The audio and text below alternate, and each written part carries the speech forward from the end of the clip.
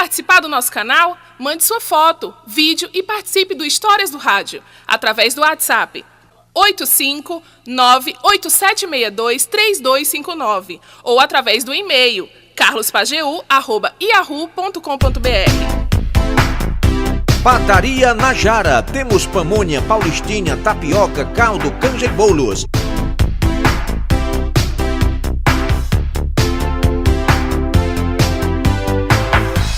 Venha tomar o café da manhã na Padaria Najara. Aceitamos encomendas de salgadinhos para aniversário. Padaria Najara, Rua José Menereu 272, Vila Betânia. O telefone 3245-1309. Padaria Najara, o melhor pão da cidade e o tradicional café da manhã. Oliveira Filho. Muito bem, muito bom dia, senhoras e senhores. Como ocorre todos os domingos, aqui estamos para conversar com os senhores, com o programa Histórias do Rádio.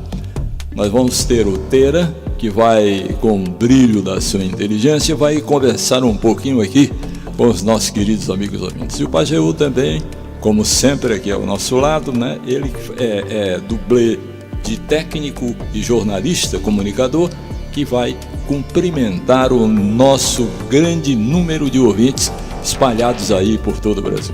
Pajeú, vamos lá. A vinhetinha do Pajeú, por favor. Carlos Pajeú. É isso aí, meus amigos, estamos aí com mais um Histórias do Rádio, de número 57, 57º programa. É um país que futuramente será um país totalmente diferente, né, Oliveira? Acredito. Aí vamos ver aí como é que a turma vai se haver aí à frente deste imenso país que é o Brasil, né? O país está precisando, gente, de um presidente igual ao que foi eleito, Jair Messias Bolsonaro, não é verdade, Oliveira Filho? É um nome novo, o pessoal está confiando. O homem era militar, viu? Era capitão é verdade. Da Revolução, né? Mas me parece um cara disposto a governar o país com todos, né? Civis, militares e tal. Vamos acreditar, não é, Pajeú? É verdade, é torcer para que tudo dê certo, né? Ao povo brasileiro, a esperança de que esse país será mudado, se Deus quiser. Deus é mais. Sem dúvida.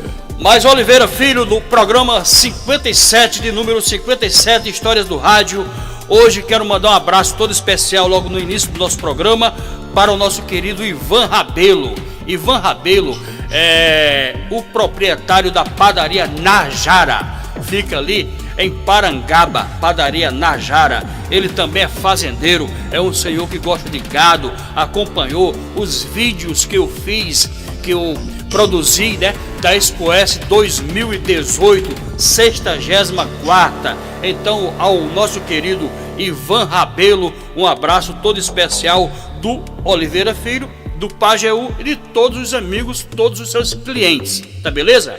E também aqui do Rodrigo, lá da Fazalto, ele que é também ouvinte aqui do nosso programa, ele e a esposa. E o Igor Computador também na escuta do nosso programa. Maravilha, Igor Computador, beleza, uma maravilha. Igor Computador fica onde, Oliveira? Aqui em Fortaleza? Aqui em Fortaleza. Um abraço, Igor, estamos juntos. Este é Oliveira Filho, Jerônimo, o herói do sertão, é o fraco. Quero mandar um abraço também todo especial para um amigo que faz muito tempo que o Pajeuzinho não vê. É o nosso querido Luciano Filho. Luciano Filho é aquele cidadão, Oliveira Filho, ele é radialista, é locutor, é repórter de pista, trabalhamos juntos muito tempo na Rádio Cidade, então é o criador. Alô, Pajé, ele mexeu, Pajé. Quem é que vem aí, Pajé, pra comandar a jornada, Pajé? Aí eu colocava Vilar Marques, tem rapaz, coisas que a gente não tira do coração. É um grande caráter. Aí entrava o Vilar. Alô, meus amigos, aquele negócio todo. Ele mexeu, Pajé. Então, meu querido Luciano Filho, um abraço, estamos juntos. Tá legal? Quer participar do nosso canal? Mande sua foto, vídeo e participe do Histórias do Rádio através do WhatsApp 859-8762-3259 ou através do e-mail carlospageu@yahoo.com.br. Beleza, Oliveira Filho, olha só, está aqui no Histórias do Rádio o nosso querido Cláudio Teiran. Ixi, rapaz, Cláudio Teiran, gente, Cláudio Teiran, grande radialista, um dos melhores do Brasil. Mais uma vez aqui no Histórias do Rádio. Que satisfação, bom dia. Bom dia, Pajeú, bom dia, Oliveira Filho. Eu acho sempre bom estar aqui com vocês, né? Porque o Domingo Total começa mais cedo, né? Quando eu estou aqui nos momentos do rádio aqui com vocês, 1 hora antes do Domingo Total. Então, bom dia a todos, um bom dia, Bagé, né? Bom dia, minha mãe, que a minha mãe acorda cedo e escuta vocês, escuta o Oliveira Filho, é fã do Pajeú também. E tem produções do Laboratório do Pajé lá em Bagé, né? Discos e tudo mais, DVDs e outras coisas que foram produzidas aqui. Então, a todos um bom dia e obrigado pelo convite de estar aqui nesse momento. Teiran, o que você... Tá todo mundo perguntando aí, os próprios radialistas, essa migração de que se fala, né, do rádio e tal... Como é que se dará e qual a sua opinião sobre isso, sobre essa nova etapa do rádio? Meu caro Oliveira Filho, a minha visão é a seguinte, eu sou uma pessoa contemporânea, né? Tento ser, né? Procuro estar sintonizado com a modernidade. Então, por esse ângulo, eu sou totalmente favorável à migração do AM para o FM, embora não ache que seja a melhor solução. O que eu lamento é que tenham deixado sucatear o rádio AM em termos tecnológicos, em termos de transmissão, né? Porque esse sistema de transmissão do rádio AM, ele é muito antiquado realmente, ou seja, ele vem do tempo da transmissão de longa distância da telefonia. E isso nunca foi atualizado, porque também não se imaginava que nós teríamos a era digital que temos hoje. E faltou este planejamento. Portanto, hoje, com a era da internet que temos, né, com a comunicação em alta velocidade através das vias digitais, das linhas digitais, não faz mais sentido aqueles paquidermes das emissoras de AM, com aqueles transmissores como, por exemplo, o da Globo do Rio de Janeiro, de 600 kW, uma coisa que não faz mais sentido. A amplitude modulada nesse aspecto perde força, apesar de todo o seu charme, de toda a sua história, de todos os rádios antigos dos quais eu sou colecionador, mas a gente não pode deixar de curvar-se e abrir passagem para a modernidade. Eu só lamento que tenha sido da forma como foi. A lei também diz, amigo ouvinte de rádio, que não precisava nem precisa extinguir o rádio AM. O problema é que as emissoras de rádio, assim como a imprensa de maneira geral, sempre tem muita dificuldade financeira para se manter.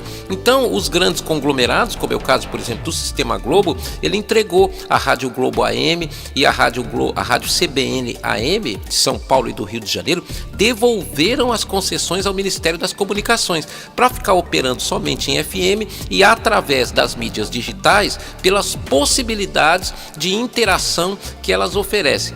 Por outro lado, eu fico com uma preocupação, né? O Brasil é tão desigual que como é que vai ficar aquele ouvinte que só tem um radinho, que não sintoniza a internet? Claro que esse mundo também está em extinção.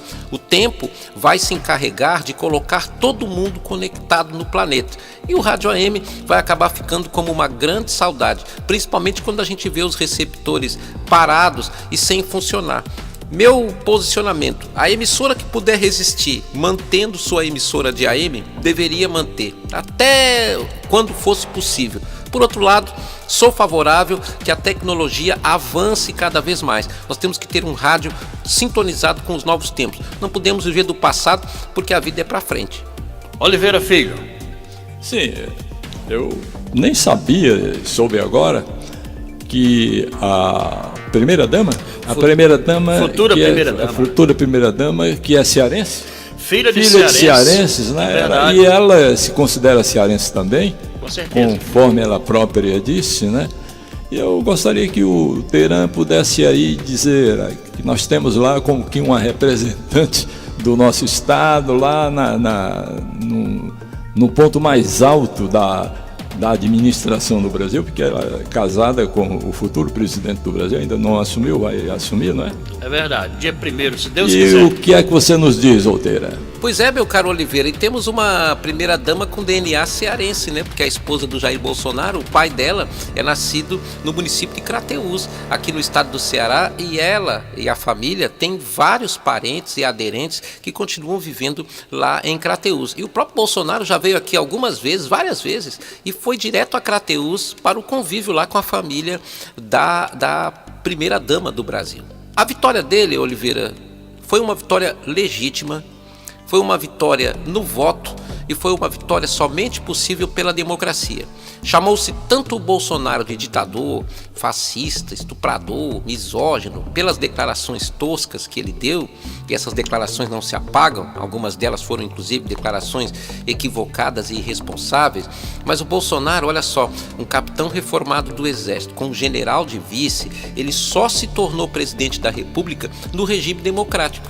Porque eu sou do tempo, Oliveira, assim como você e o Pajeú também são, do tempo da ditadura militar, em que os militares que nós vimos presidentes, nenhum foi eleito pelo voto do povo, porque na ditadura não tinha urna, não tinha voto. Então vamos lá, o general Figueiredo, Ernesto Geisel, Emílio Garrastazu Médici, Costa e Silva, o cearense Castelo Branco chegaram à presidência no arbítrio. Bolsonaro não. Bolsonaro submeteu-se ao voto popular e a maioria do eleitorado votou democraticamente no capitão reformado do Exército. Mais democracia do que isso no Brasil não há. Lamentei o tanto que o PT assustou a população com a possibilidade de uma ditadura caso o Bolsonaro vencesse as eleições, porque isso não ia acontecer, como não vai acontecer. O Bolsonaro tem prometido que vai cumprir a Constituição e não tem saída. O Bolsonaro precisa cumprir a Constituição como uma obrigação democrática. O Bolsonaro tem que governar procurando apresentar novas ideias ao país e submeter essas ideias ao Congresso. Cabe ao Bolsonaro cumprir principalmente uma coisa: leve em conta o que a maioria do eleitor disse e decidiu ao votar em você, presidente. Pediu mudanças no país. Em 2002 foi assim. Quando o Lula venceu as eleições, o recado que o Lula talvez não tenha compreendido bem até hoje foi que naquela época o eleitor disse: mude as coisas. Tem coisas no Brasil que precisam ser revistas e modificadas. Hoje, repetiu-se a história. O eleitor do Bolsonaro não é ditador, nem direitista, nem misógino, nem estuprador, nem coisa nenhuma. Ele quer que o Bolsonaro mude as coisas. Estou gostando de algumas medidas que ele já anunciou e que pretende tomar. O Bolsonaro tem como missão reformar a Previdência, porque a Previdência precisa de reforma. A reforma não é ideológica não, viu, amigo ouvinte de rádio? Ela é uma reforma que tem que ser feita, senão quebra. E aí ninguém se aposenta, nem pobre, nem rico, nem remediado, nem servidor público, nem servidor privado. Tem que reformar. E nós temos que ter um debate mais honesto no Brasil. O presidente Bolsonaro precisa ter grandeza e compreensão dessa necessidade. Nós tivemos uma campanha eleitoral muito suja, muito pouco propositiva. Tomara, portanto, que ele acerte. Eu estou do lado do país, portanto, estou torcendo a favor do vitorioso. E fosse quem fosse o vitorioso, eu estaria aqui nesse microfone da Assunção, como faço todos os dias, com o mesmo discurso, ou seja, nós temos que torcer a favor do Brasil. Outra coisa que eu recomendo nesse momento é que a gente pare de apostar no caos, né? Porque a gente pega o Facebook ali, a timeline, e como você vê gente apostando que vai dar errado. Mas como é que eu posso apostar que vai dar errado ou torcer contra se eu nem testei ainda a ideia? Então temos que esperar para ver o que vai acontecer. Volto a insistir, o Bolsonaro vai ser um democrata e tem que ser um democrata porque foi eleito pela democracia e não tem saída a não ser pelo regime democrático. E a democracia prevê oposição, situação, contraditório, freios e contrapesos para que o país avance. Estou torcendo a favor. Ô Cláudio Teran, eu assisti a primeira entrevista da primeira-dama, a Michele Bolsonaro, e em seguida veio a esperança, porque é o seguinte: eu tenho um garoto surdo e mudo, é o Charles Albuquerque. Esse garoto mora em Cajazeiras, Paraíba. Então é o seguinte, ela falou dos surdos e os mudos. Ela falou que vai dar atenção total a essas pessoas que são surdas e mudas. Em seguida veio a esperança de uma cirurgia auditiva. É a esperança para surdos e mudos. E eu acho super interessante ela se dedicar a essas pessoas que são surdas e mudas. Quero aproveitar para saudar o Charles Albuquerque, né? Na hora de dar essa resposta, né? E dizer que ele, que tem o problema da surdez e que por serem surdos acabam sendo naturalmente mudos, que essas pessoas têm uma esperança, porque a primeira-dama, Michele Bolsonaro, tem ligações e atuação nessa área. Nós precisamos muito que os deficientes, os que têm problemas motores, os que têm problemas mentais, os que têm, por exemplo, um segmento que é muito importante de um cuidado especial no Brasil, aqueles que são autistas, né? Nós precisamos de um atendimento diferenciado de verdade e melhor dentro da rede pública para essas pessoas. E a primeira-dama Michele Bolsonaro tem uma pequena atuação, e essa atuação vai se ampliar, porque ela já atua nesses segmentos hoje. E eu digo pequena atuação porque ela não é primeira-dama constituída. Ocupando o cargo de primeira-dama, ela vai ampliar essa possibilidade de se colocar para a sociedade, e nós esperamos que ela ofereça um trabalho nessa direção, né? Nós precisamos, por exemplo, que o surdo-mudo tenha condições em relação à estrutura física dos prédios, à estrutura de capacidade de comunicação em toda parte, o acesso à educação, o acesso à boa qualidade do serviço público de saúde, um atendimento de melhor qualidade, porque o surdo-mudo, assim como outros segmentos que têm problema de deficiência motora, de deficiência de toda ordem, precisam de mais atenção do poder público, porque não é só eles que sofrem, as famílias também, justamente pela dificuldade, muitas vezes, de não conseguir o atendimento que eles precisam receber. Então eu peço, né, aqui, não vou nem dizer que peço, porque quem sou eu para pedir, né, mas eu espero, e essa é a palavra correta, meu amigo Pajeú, meu amigo Oliveira Filho, pedir, né, torcer de que ela possa fazer alguma coisa, até pela experiência que ela já tem nesse setor, que ela coloque um pouco mais de humanidade nesse atendimento. Isso já vai fazer uma grande diferença. Muito obrigado, Teran, gente boa, né? Quero agradecer mais uma vez o convite de estar aqui, né? Eu adoro participar desse programa, né? Segunda vez, tomara que venham outras no futuro, né? Mas é muito bom estar aqui com você, Oliveira Filho, que eu considero um professor, né? O Pajeú, que é uma referência, né, na sonoplastia, e agora no audiovisual também. Tanto é que, além de eu estar falando no rádio aqui, vocês estão ouvindo minha voz. Quem quiser depois conferir a minha beleza física indiscutível, né? Quem quiser fazer um comparativo do Cláudio Teran com o Brad Pitt, com o Tom Cruise, né? Ou com o Roquinho aqui da rádio, poderá fazê-lo, né? Bastando ir para o canal do Carlos Pajeú. Lá no canal do Pajeú no YouTube é sensacional, porque todas as entrevistas que foram feitas aqui são filmadas e são colocadas lá. Então você tem o áudio e tem o vídeo, né? Tem uma gravação que eu fiz no passado, tá lá.